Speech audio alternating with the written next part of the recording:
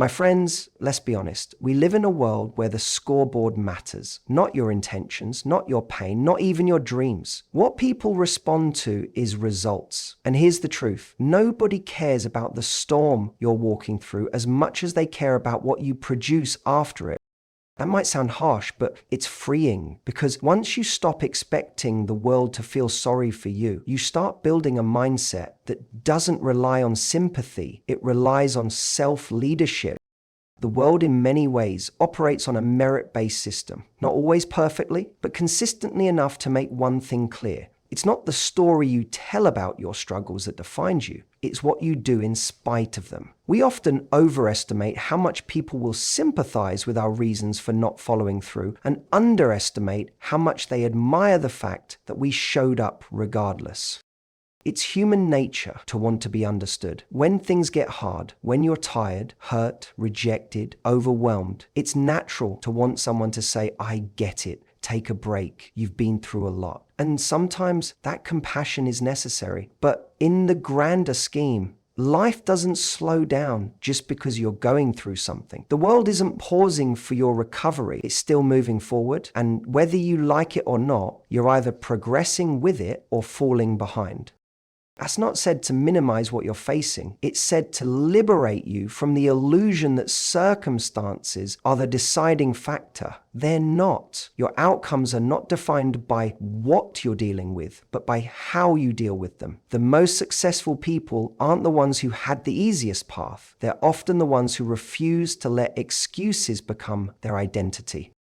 Excuses are seductive. They offer comfort. They let you off the hook. But here's what they don't offer: progress. Every time you explain why something didn't happen, you're investing energy in a narrative that doesn't serve you. You're building a case for your limitations instead of your potential. And that's a dangerous habit to form. Think of any area of your life: career, relationships, health, personal development. In each of these, the people who rise to the top are the ones who choose results over rationalizations. They could tell you all the reasons they shouldn't have made it, and those reasons would probably be valid, but they didn't stop there. They moved anyway. They built anyway. They took the meeting, wrote the email, made the call, kept showing up. Not because it was easy, but because the result mattered more than the justification. This doesn't mean you ignore your feelings. It doesn't mean pretending your problems don't exist. It means you acknowledge them, and then you decide what matters most. Are you more committed to your comfort or your growth? Because here's the educational takeaway. Results are the language of achievement. It's how people measure whether you're reliable, whether you're effective, whether you're someone worth investing in. The people around you, your employer, your audience, your collaborators, they don't see your intention. They don't live in your head. They only see what you produce, the consistency, the quality, the follow-through. That's the metric they understand. Value isn't the same as the one you bring to the team. You're about to use something to emphasize something you value very much. It's the person who tried really hard to results is hard for others to value. The person who tried really hard to meet a deadline but missed it doesn't get the same credit as the one who quietly delivered on time. And while that might feel unfair, it reflects a deeper truth. Your internal effort only becomes visible through external results. This is where self-responsibility becomes powerful. When you stop defending your excuses and start prioritizing your execution, everything changes. You begin to ask better questions, not "why is this happening to me?" but "what can I do next?" Not "who's going to help me?" but "how can I help myself?" This mindset builds resilience. It trains you to be solution-focused rather than problem-anchored. It reinforces the habit of action over explanation, and it sets a standard for how you show up, even when no one's watching, even when no one's clapping. So the next time you catch yourself explaining why something didn't happen, pause and redirect. Ask, what outcome do I want? And what action aligns with that outcome? Because in the end, the world will not hand you credit for the work you almost did. It rewards what you actually finish. It honors what's real, not what's rationalized. Don't let excuses cost you the life you're capable of building. Focus on the result. Let it speak for you. One of the most common but least talked about obstacles to personal growth is the constant need for external validation. It shows up subtly in how we seek praise after a job well done, how we check for reactions after posting on social media, how we hesitate to make decisions unless someone else agrees first. It feels like a form of connection, a way of measuring our progress, but what it really becomes is a trap. One that quietly robs us of confidence, direction, and long-term fulfillment.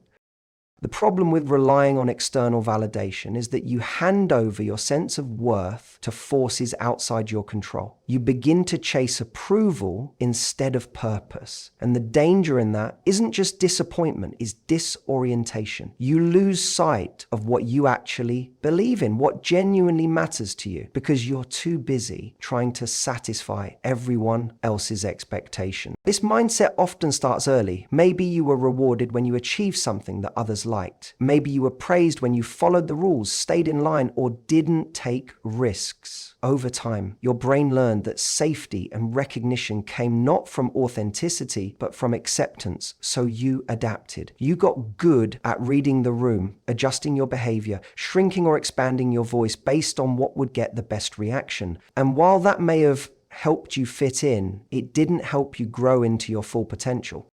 Is what you have to learn to reclaim your power. Validation that comes from outside is temporary. It will lift you for a moment, but it will not sustain you. People's opinions change, their attention shifts. What earns you applause today may be forgotten tomorrow. If your self-worth depends on approval, then your confidence will always be fragile, rising and falling with the moods and opinions of others.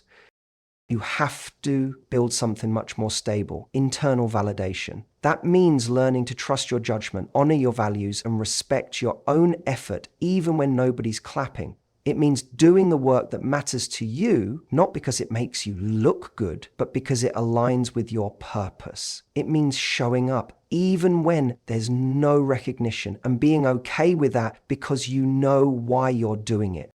This doesn't mean becoming arrogant or ignoring feedback. Feedback, when constructive, is incredibly valuable. But there's a difference between listening to others and living for their approval. The moment you start measuring your progress based only on external praise, you stop making real progress. You start playing small, avoiding risk, and becoming more focused on perception than performance.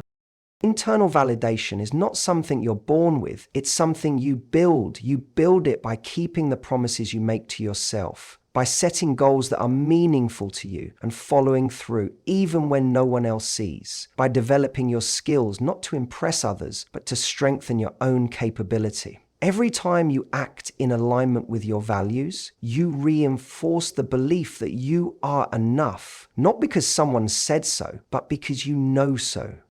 This shift in mindset has a powerful ripple effect. You stop comparing your journey to others because your compass is now internal. You stop waiting for permission to start because you've already decided that your effort is valid. You stop fearing criticism because you're no longer seeking universal approval. You're committed to growth, and growth will always come with discomfort. There's also something very freeing about this way of living. You gain emotional independence. You stop chasing shallow compliments and start building deep self-respect. And paradoxically, when you no longer need validation, you often receive it more. Not because you're performing for it, but because confidence and authenticity naturally attract respect. Ask yourself, are you working to be seen or are you working to become? The first will exhaust you. The second will elevate you. Choose the path that lasts. Let your sense of worth come from within, and you'll never have to beg the world to remind you of it again. It's easy to fall in love with the idea of motivation. It's the spark that gets you started, the surge of energy you feel after watching an inspiring video, hearing a powerful story, or setting a new goal. And while motivation can be a valuable starting point, it's one of the most unreliable forces to build your life around. It fades, it fluctuates, it disappears the moment things get hard, boring, or uncomfortable. But that's where most people fall off, not because they lack talent or potential, but because they were depending on something that was never meant to last. Discipline is different. Discipline is what carries you when motivation leaves the room. It's not about feelings, it's about decisions. It's about making a commitment to show up day after day, whether you feel like it or not. If motivation is the spark, discipline is the engine. It's what keeps you moving forward long after the initial excitement is gone. Think about anything meaningful you want to build in life: a strong body, a successful career, a healthy relationship, a creative project. None of these things can be sustained on motivation alone. You'll have days when you're tired, uninspired, or overwhelmed. Days when the reward seems too far away and the process feels like a grind. That's where discipline steps in, not as punishment, but as structure. It becomes the framework that holds your goals in place. One of the most important mindset shifts you can make is to stop waiting to feel ready. Most people stall because they're waiting for the perfect mood, the ideal moment, the surge of motivation that makes everything easy. But mastery doesn't come from feeling ready. It comes from acting consistently. If you only work when you feel motivated, your results will always be inconsistent. But if you build a system of discipline, routines, habits, and non-negotiables, then your actions no longer depend on how you feel. They're anchored in who you've decided to become.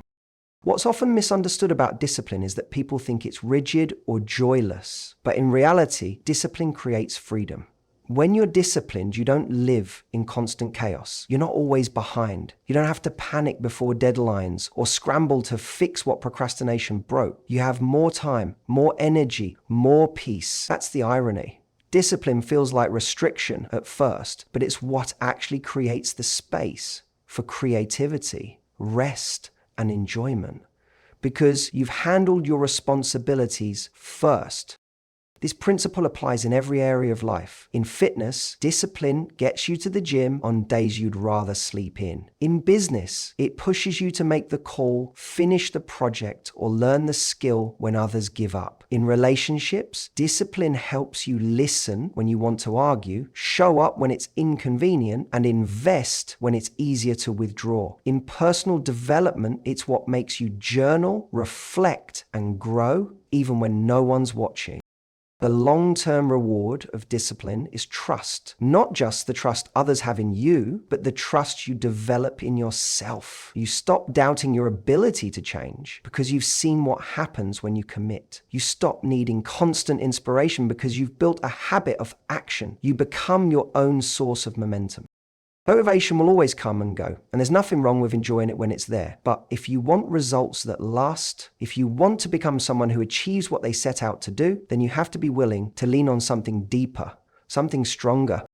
Let discipline lead. Let it shape your habits, guide your actions, and build the kind of life that doesn't depend on mood, but on mission. That's how progress is made. Not in sudden bursts of energy, but in quiet, consistent effort, repeated over time. In a world overflowing with distractions, the ability to focus is becoming one of the most valuable skills you can develop. Everywhere you look, there's something competing for your attention. Notifications, messages, endless content, opinions, and noise. These distractions aren't just harmless interruptions. They are small, constant leaks in your energy, time, and mental clarity. Over time, they drain your ability to make real progress. That's why, in today's environment, focus is not just helpful, it's a superpower. You begin to live reactively. You jump from task to task, constantly responding but rarely creating. You may feel busy, even overwhelmed, but at the end of the day, you've made very little real progress. That's because distraction isn't just about losing time, it's about losing quality of thought. When your mind is scattered, your work suffers, your decisions become rushed, your creativity is shallow. They begin many things but finish few. On the other hand is the ability to give your full attention to what truly matters. It means being intentional with where your time goes. It means saying no to things that are urgent but unimportant, and reserving your best energy for the work and goals that align with your purpose. Focus isn't about doing more, it's about doing what matters better. This ability is increasingly rare. Many people are unknowingly addicted to distraction. They constantly check their phones, refresh their feeds, or switch between tasks without realizing how fragmented their attention has become. The result? Shallow work, short bursts of effort that never lead to mastery or meaningful outcomes. An ability for us need to understand this. Attention is finite. Every moment you spend on something irrelevant is a moment you can't invest in something meaningful. That means the first step to focus is elimination. Not everything deserves your attention. Not every opportunity is aligned with your goals. Learning to say no is essential. It's not rude. It's not selfish. It's strategic. The most successful people don't necessarily work longer hours. They simply protect their focus more fiercely. They know what they're working toward and they organize their life around that clarity. They don't allow distractions to dictate their day. They design their environment to support deep work. That might mean turning off notifications, creating time blocks for concentrated effort, or spending time offline to do the thinking that requires real presence.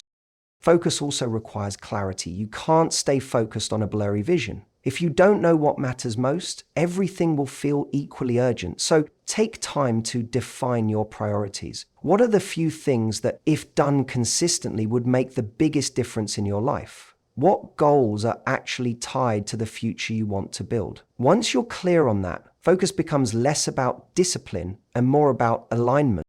There's also a powerful link between focus and fulfillment. When you're deeply engaged in something meaningful, you enter a state of flow. Time slows down. You feel present, capable, and connected to your work. That's when you perform at your best. Not when you're multitasking or chasing 10 different goals, but when you're fully locked into one. Focus isn't just productive, it's deeply satisfying. But this doesn't happen by accident. You have to train it. Like a muscle, focus gets stronger the more you use it. Start small. Give yourself 30 minutes of uninterrupted time to work on one task. Turn off everything else. Build that habit until it becomes natural. As your ability to focus grows, so will your results. You'll start completing projects faster, making smarter decisions, and feeling less mentally drained. We live in a time when attention is being bought, sold, and manipulated. But you have a choice. You can let the world scatter your focus, or you can reclaim it. The people who rise to the top in any field, whether it's business, art, science, or personal development, aren't always the most talented. They're the ones who focus longest on what matters most. So in the age of distraction, choose differently. Make focus your superpower. Guard it, train it, and let it sharpen your path toward the life you actually want to build. You have to stop waiting for someone else to fix it. The gaps in your knowledge, the fears that hold you back, the habits that keep you stuck. Growth is not something that will be handed to you. It is something you must claim. And the moment you realize that your progress, your mindset, and your future are no one else's responsibility but your own, that's the moment you take your power back. It's easy to blame circumstances, upbringing, other people, or even luck for where you are. And yes, all of those things might have influenced your starting point. Some people do have harder beginnings. Some systems are unfair. Some moments are deeply challenging. But here's what matters more: what you do from here. Because while you might not be responsible for what happened to you, you are responsible for what you do about it. Taking ownership of your growth means you stop waiting for perfect conditions. You stop hoping someone will give you a shortcut, a break, or permission. You stop needing a push. Instead, you become the one pushing yourself. You begin to say, if I want to grow, I'll have to go get it. That's not just a mindset shift, it's a complete upgrade in how you live your life. Growth requires intentionality. You don't just evolve by accident. You grow by deciding to face discomfort, by reading the book instead of scrolling, by learning the skill instead of avoiding what you're bad at, by having the hard conversation instead of walking away. Each of these is a small moment of self-leadership, and they add up. No one else can do your push-ups for you. No one else can sit down and study for your future. No one else can develop your emotional intelligence, your patience, or your discipline. You have to do that work. And when you do, the change is lasting because it was earned, not borrowed.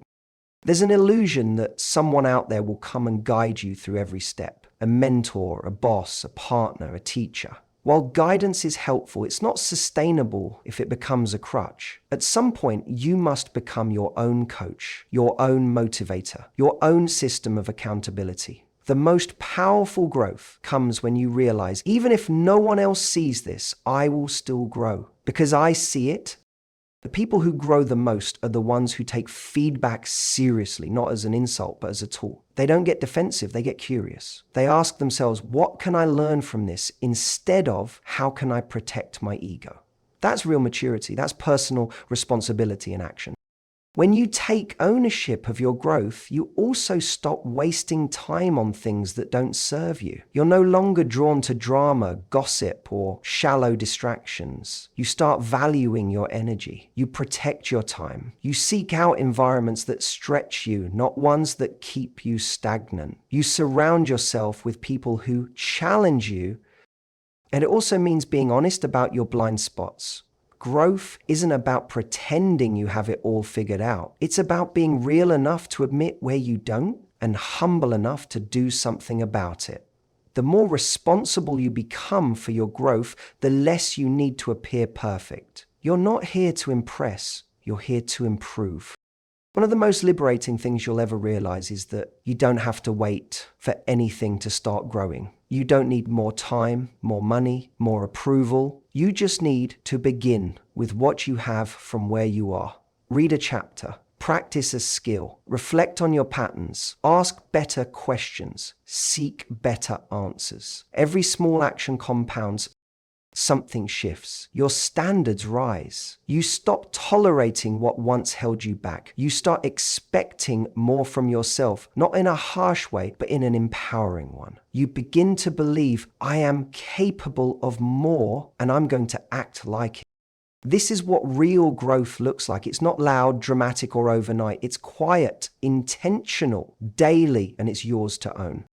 No one can grow for you. They can inspire you, they can support you, but they cannot carry you. That's your job. And when you finally take that responsibility, your life begins to change. Not because the world suddenly becomes easier, but because you become stronger.